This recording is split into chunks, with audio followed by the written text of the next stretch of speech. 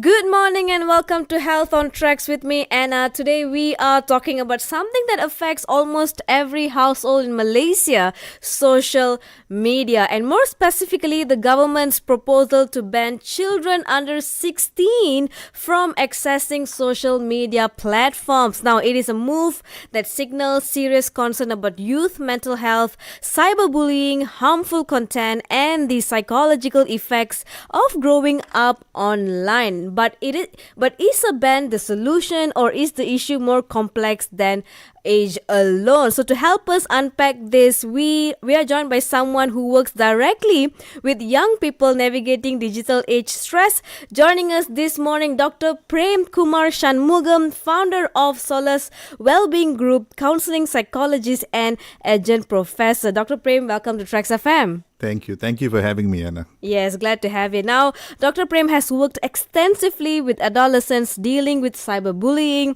emotional regulation issues, tech dependence, and the psychological pressures of social media. So he is the best person to talk about this. Now, let's get right into it. As you know, as I mentioned before, Malaysia is proposing to ban children under 16 from accessing social media. From a clinical perspective, what are the biggest risks you're currently seeing among young people? Well, firstly, I don't know if banning is the solution. Historically, we seem to think when there's a problem, you ban it. Yeah, right? you take it out altogether, yes, right? You don't talk about it. You don't address it. So, is banning a solution, or is regulating things a better way to look at any issues that surface? So here we're talking about social media issues with children who are 16. So there are so many questions that come up. Why 16, right? Why not 12? Why not 14? Why not 13? Or why not 18? And we need to also appreciate that the youth today, the adolescents today, their maturity level is way different. There's also a reason why we say driving license, you need to start at the age of 18. Yeah, correct. Right? You don't drive if you're 12. You don't drive if you're 14. So now we're talking about social media banning for those who are age 16 and below, when children are already using this. Yeah. In schools, for homework, for various reasons, for interacting with friends, for even building relationships. Social media has become very, very important aspect of everybody's life. I'm addicted to my phone. Me too, yeah. But currently, if you look at some of the clinical risks among young people, we can try and categorize them into three key areas. All right. Firstly is anxiety and mood disorders. Okay. I think this is mainly driven by comparisons, FOMO. Fear of missing out. Yeah, that's a big area now. If I'm not in this group, there's a fear of missing out. That causes anxiety. Yes. Comparisons with the peer pressure to perform better. I'm in this group, you're in that group. Yeah. And now you hear there's a trend with the youth saying, talking about psychologists. Hey, my psychologist and so, and who are you seeing? Right? Oh, wow. Okay. I did not know that one. yes, that's coming up, which is good for us because people come to see us. Yeah, especially for you. So I guess that's the first area. I think the second area that we need to look at is sleep disruption. Sleep disruption, yeah. Yeah, with all this, what you call doom scrolling. Definitely. Late nights. People tend to, the phone is a good night. Yeah. TikTok, YouTube, Insta is all a good night before they go to bed. So it causes a lot of sleep deprivation, and that can lead to other problems as well. And of course, the third risk, which we see now coming out more obviously, is cyberbullying. Yep, that's right. Grooming, sexual grooming, cyberbullying, which happens very rampantly on these digital channels because it's easier to access them. Yeah. It's easier to influence the youth as well. So if you ask me the clinical risk among young people today, I would say these are the three key areas. Yes. And when it comes to cyberbullying, it's very easier because you don't get to see the person face to face, right? So when you're behind a keyboard, when you're behind your phone, you can say whatever you want without thinking of the consequence of what you're saying. And the person receiving it, especially phone, is something very close to us. So it actually, when you see something, you read something like a comment, it actually feels really personal because I find myself personal. People can say it from any way possible. But I'll be like, oh, you think this about me? Yeah, even me at this age, I feel like that. But what about teenagers, right? What is their mind thinking when they are reading a comment, right? And yeah, thank you so much for mentioning the risk. Now, of course, doctor, do you think an ban under 18 will genuinely improve youth mental health, or are the issues more complex than simply age and access? I think it's more complex than just that. We like to look at it as the main areas that we like to look at it is the biological, psychological, social reasons. Okay. So today we know that even many illnesses, medical illnesses, psychological illnesses or disorders are a result of various areas in our life. Yep. So biologically, some of us are predisposed. We genetically we could be predisposed. Many mental health disorders or even medical illnesses, we carry it. Yeah, genetically, right? Yeah. So you are born with it. You are at a high risk of getting it. Then there are psychological factors, the stresses that you live under, the people that you're exposed to, PTSD, trauma, post trauma, stress-related issues. Then, of course, there is a social factor. Under psychological, there are many. Okay. The social factor would be things like peers. If I'm living with someone who's constantly depressed, it's a matter of time before I become depressed. Yeah. Because you're surrounded by that kind of energy, Exactly, right? yeah. Yeah. If I'm living with someone who's constantly hyperactive, it's a matter of time before I become hyperactive, even though genetically I'm not predisposed to it. Yeah. Right? So there are many reasons why the young people or even adults are at a higher risk or more exposed to getting mental issues with mental health. So I wouldn't say, and now technology is one of them. I would say technology comes under the social side, mainly because it's almost a must. Yeah. We are so dependent on it for all reasons, school, Yes. academic, finance, banking, career, blah, blah, blah. Yeah. Without technology, we just be deprived completely. So blaming it solely on technology, I don't think is the solution. Okay. Now, wow, okay. I had to take a moment there when you said that. Yeah, it is more complex than just like banning it completely, right? Now, of course, some say the real problem isn't screen time, like you mentioned a little bit, but how social media is designed to encourage doom scrolling and like unhealthy comparisons, right? So, should regulation focus more on platform design rather than just age limits? The answer is yes, if you ask me. You mentioned a keyword there, doom scrolling. Yeah. There's no end to it. There is no end. I find myself doom scrolling a lot of times. Yeah. Me too. Yeah. And especially algorithms are so great these days. Yes. They know exactly What do you want? what do you want, what you love watching, and they keep feeding you on and on and on, and you can't stop. Exactly. Yeah. Yeah, interesting. The other day I was reading something and this word popped up, ego farming. Wow. Okay, that's a new word. Yeah, Okay. and it's about how, I mean, it's related to doom scrolling. Yeah, And okay. it's related to these algorithmic feeds where the robots know what you want, or the algorithm knows what you want. So it feeds you that. Yeah. And if you're looking at, say, something about narcissism or improving the way you look, it's going to feed you more and more of that, which is going to, someone is, or the machine or the robot is now farming that in you. Okay. Creating an artificial, we call it digital dualism. Okay. Okay, there you go. That's probably a better word to use. Okay. Digital what? Dualism. Dualism. Yeah. All right. Okay, that's So a new you- word for me. Okay, so you're living in this digital world Okay. where you have a personality or you have a character. Then you're living in the real world where you need to function. And the right way is to be able to function in both worlds. Yes, exactly. Right. But very often, people are so stuck in their digital world that they bring that into the real world, which may not be ideal. Yeah. And today you see, we hear about youth being diagnosed with autism, with ADHD, when these symptoms may not be organic. It could be a result of the exposure in the digital world. Yeah. So if you go see a doctor or psychiatrist and you present these symptoms, the doctors, we may just give you a prescription or a diagnosis and say you've got, Yeah. This and this. which may not be true. Yeah. It could be a spillover from the digital world. So it's something that we cannot avoid because you need technology, but at the same time, we need to be able to regulate it. Yeah. Historically, like we started earlier, I don't think banning has ever been has ever had a success story.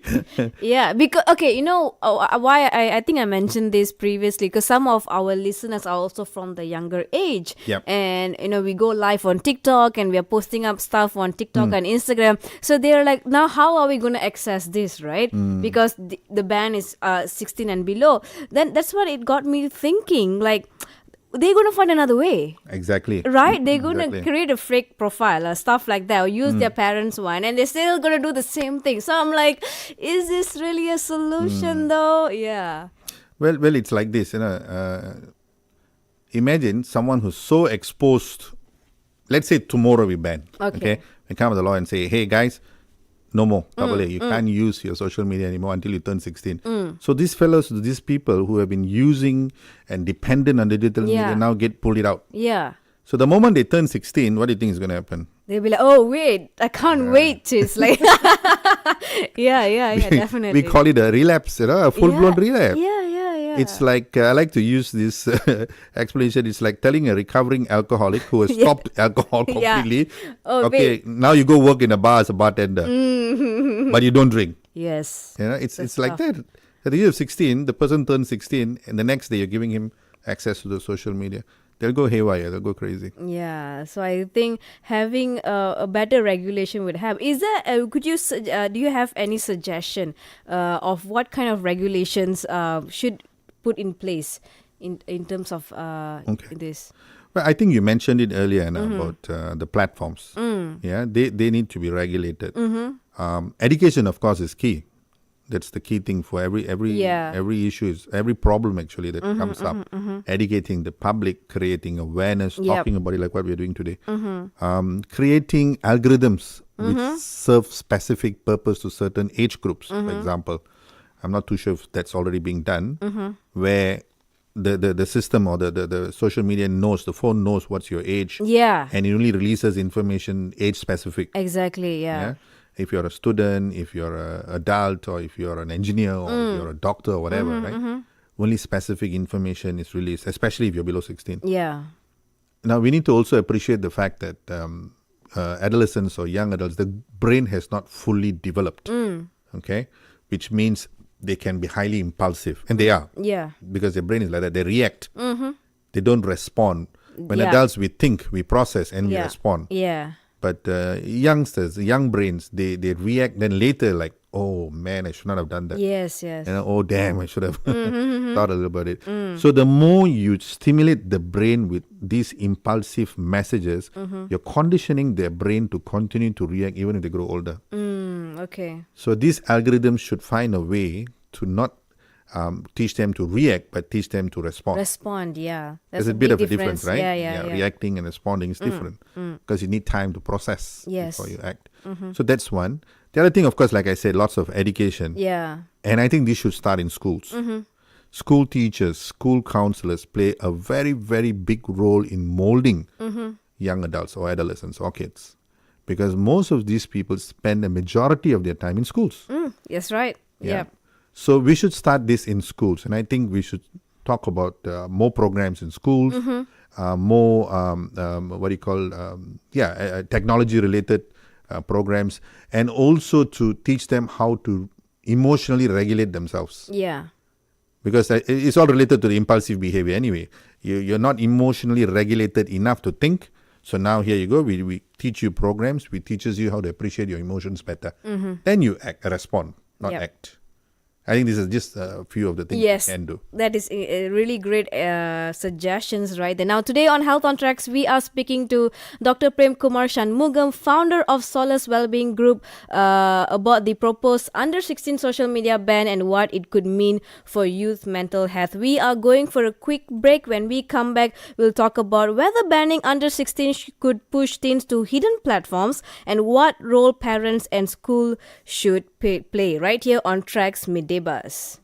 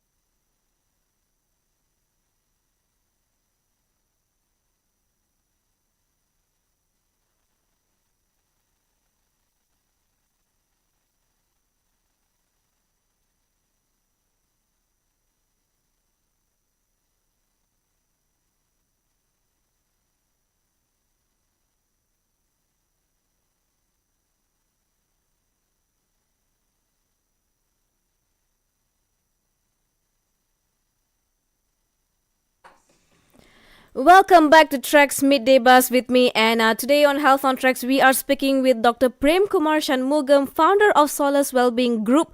We are talking about the Malaysia's proposed under 16 social media ban and what it could mean for youth mental health. Now, we are also live on Facebook, YouTube, and TikTok at TRAXXfm Official. So, if you have any questions, you can post it over there. Now, before the break, we discussed platform design and the psychological risk young users face. Right now, let's look at what happens if access is restricted. Social media can also offer benefits like connection, creativity, even mental health support. How do we balance the risks and the positives for teenagers? Okay, that's a very difficult question to give you a straight answer. Well, I think the key thing, and as we discussed earlier, is educating, creating awareness with the community and the public, and telling them that a complete ban may not be the solution, but to educating people to understand the pros and cons of it, which we haven't really done yet. I feel we haven't really gone out on a national campaign and start to teach or educate the community or even the schools about the pros and cons. Yes, we need it because it's so important, and it's also, you can't deprive people suddenly of it, right? But at the same time, what are the cons of using complete exposure? We talk a lot about the recent violence that is taking place. We hear about it a lot, right? We hear about people becoming more comfortable in expressing physically their emotions now. Is it because of the exposure to social media alone? I don't think it's alone only that, but that could be the trigger. Right? Pent up emotions. Before I would think twice to express it. Now I'm a little bit more comfortable because I see it in social media so freely. So those are some of the negative side about it, right?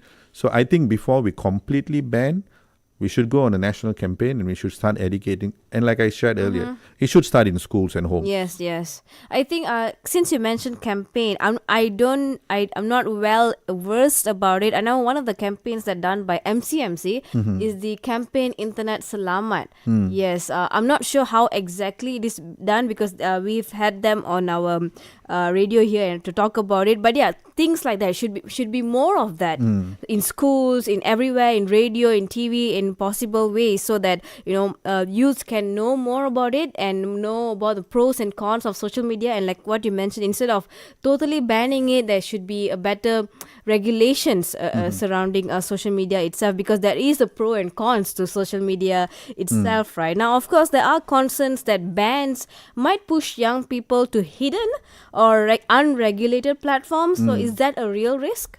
Yes, it is. And maybe I can give you an example of this happening in another area. We do a lot of work with people suffering from addictions. Okay, that's our core work that we do.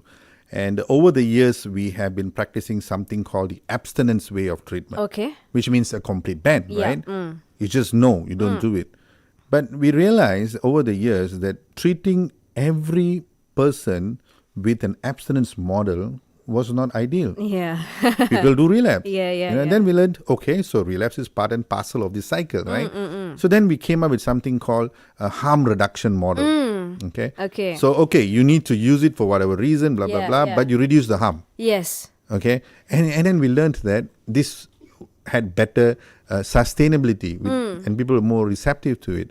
But you need to be selective of who you can use this harm reduction model and who you want to use the abstinence model. Now, after that, over the years, we even learned something else. We found out harm reduction itself was not very well accepted because it had two negative words. Harm and reduction. So we coined something else and came up with something called sustainable recovery. Wow. Those are very positive words. Exactly. Which means the same thing, right? See, it's about perception. It's about how you view it and how it sends a message to the public. So if you say no ban, it's like you're going to encourage people to do other ways to seek whatever they need. And to answer your question, Anna, yes, people will turn to illicit ways. We see it happening with illicit cigarettes. We see it happening with in the harm reduction in the tobacco industry, banning industry. So here in social media, you see it already happening in the dark web. Right? People are turning to the dark web, even though there is a ban on certain things on the internet. So here in social media, I think that's what ultimately may happen. So we need to probably look at this concept called sustainable recovery, even with social media, because social media is also a form of addiction. Yeah, it is. We know that. Uh-huh. People are glued to it. You and I are glued to it. I am. We are. Yes. It's But tough. you and I are adults, and I guess, to a certain extent, we realize it. But imagine those who are, the younger generation who have not come to a proper realization. And like I said earlier, emotionally, they're not regulated well enough to appreciate it. It's our responsibility not to ban it, but to help them understand and appreciate it better. Yes, exactly. And you mentioned responsibility, and then that goes on to my next question. Of course, beyond legislation, what role should parents, schools, mental health professionals play in helping young people navigate the digital world safely? Well, yeah, that's the responsibility, and I think that falls on us, adults, professionals, parents, educators, academics. What we should do is set an example. Okay, if you don't want your 16-year-old, your 14-year-old to doom scroll and use your phone in the middle of the night, Yeah, then let's stop. yeah, because I recently came across a post, right? How parents nowadays are also on the phone. Yeah. And I can give an example. I mean, I'm older, and my mom is way older than I am. But even her, in her age, she's a baby boomer. She tends to scroll her phone at course. night. I mean, of course, I'm not influenced by her in any means. But the thing is, how how the parents play a role in this kind of thing. If you are on your phone, what do you want your kids to do then? Exactly. Do you want them to if you want them to have a conversation with you, you should be in a space where they can have a conversation with you. You help them with their homework or something like that. But if you're also on the phone, then they would also be on their Exactly, phone. exactly. Right? Yeah. In fact, you just reminded me of my dad. Ah. It's a very similar situation. When we showed him internet, he was fascinated. My dad is a retired teacher, so he loves information. Then he's fascinated with the internet. He loves to read and watch. And then I catch him at night on his phone. Constantly, he sleeps late. So when I questioned him, what are you doing, Dad? You shouldn't be on your phone so often. That is like, spend time with me. Talk to me. You don't want me to become my phone. Yeah. So it's true. We should practice what we preach, and you're right. And we tell them things, but we're not practicing it. Yeah. So going back to social responsibility, families, when we go out for events, for dinners, exactly. let's have dinner, but everybody's on the phone. Yes, at the dining table. I have seen that. And everybody's like, 5 minutes, let me send my message. Or just one more email to go. But this is dinner time. Yeah. Put your phones away. It's family time. Yeah, it's family time. So we should practice that. That's responsible. Yes, I think really leading by example. That is one of the Agreed. biggest takeaway here. Agreed. Yeah, definitely. Now, let's go in for another quick break. Today on Health on Traxx, we are talking about the Malaysia's under 16 social media ban with Dr. Prem Kumar Shanmugam, founder of Solace Wellbeing Group. When we come back, we will continue and wrap up our conversation today right here on Traxx Midday Buzz.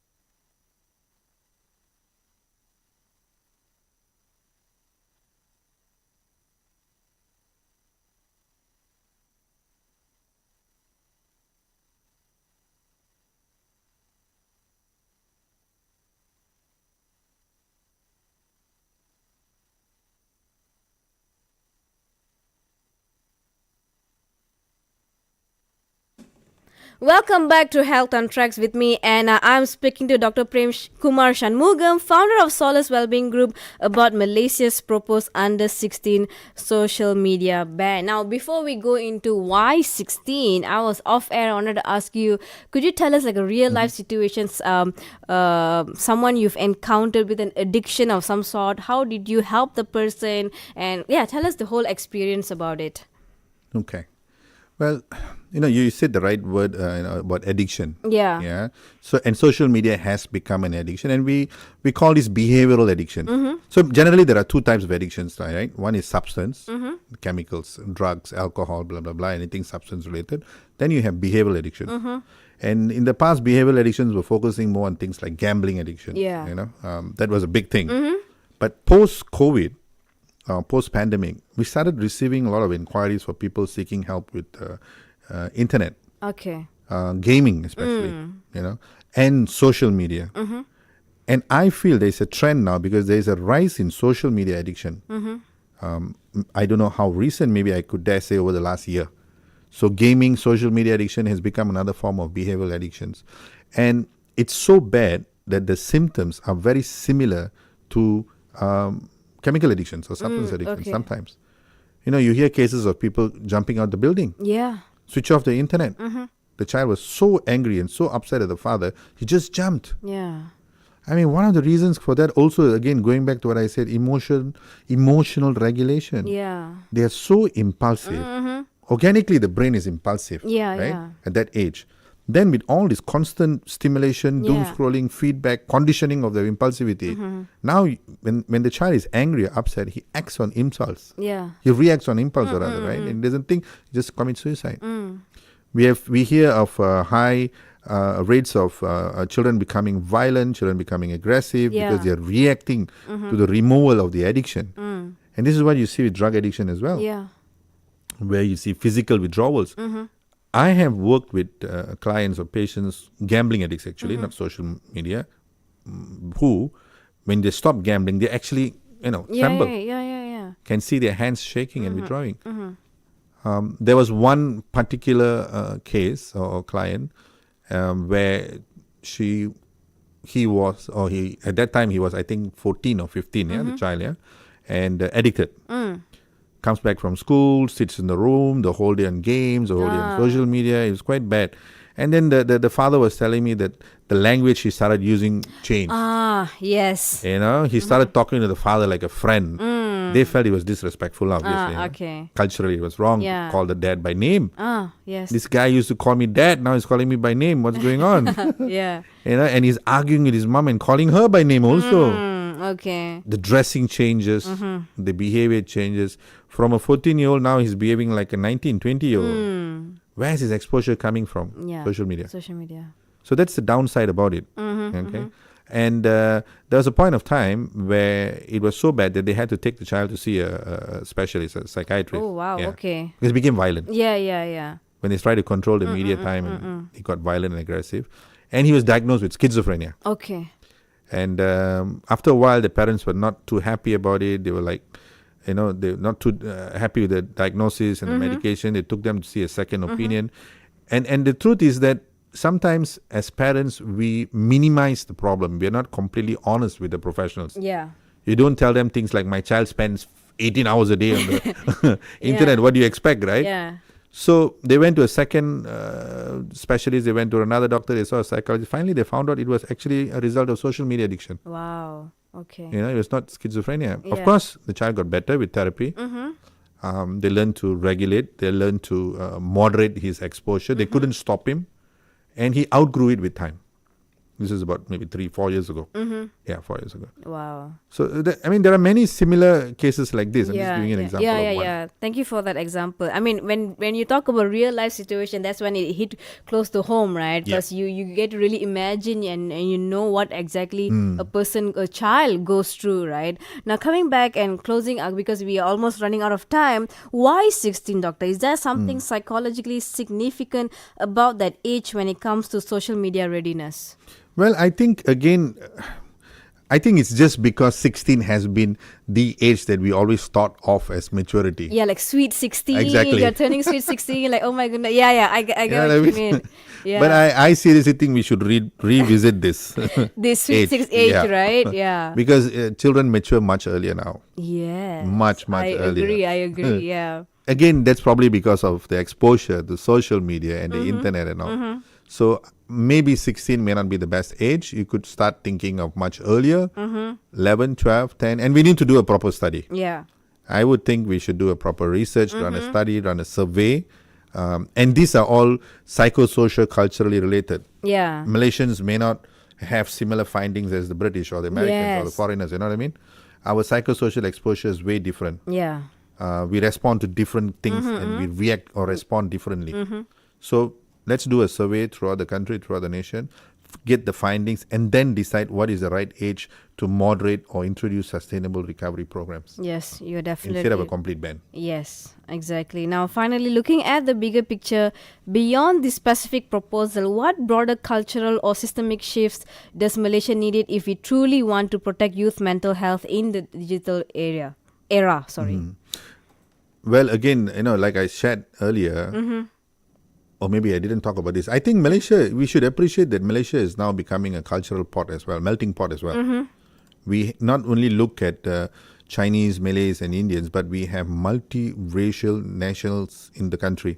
We have lots of exposure from internationally we are being exposed. So we need to try and appreciate not only our Asian culture, but we need to understand there's a melting pot culture happening as well, and how to assimilate that. Yeah.